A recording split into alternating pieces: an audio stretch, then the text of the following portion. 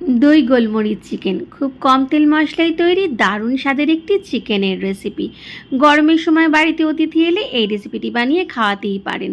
হয়ে যায় খুব তাড়াতাড়ি আর খেতেও হয় দারুণ। প্রথমে চিকেনটা ম্যারিনেট করে নেব। ঘরে পাতা 1 বাটি টক দই দিয়ে দিলাম রসুন বাটা, আদা বাটা, লাল লঙ্কার গুঁড়ো, পরিমাণ মতো নুন, গোলমরিচ গুঁড়ো একটু বেশি করে, আর দিয়ে দিলাম বেশ কিছুটা ভেজিটেবল অয়েল। খুব ভালো করে মাখিয়ে নিয়ে রেখে দেবো 1 ঘন্টা ম্যারিনেশনের জন্য ঢাকা দিয়ে। এরপর কড়াইতে ভেজিটেবল অয়েল দিয়ে বেশ কিছুটা পেঁয়াজ কুচি খুব ভালো করে একটু ভেজে নেব গোল্ডেন ব্রাউন করে।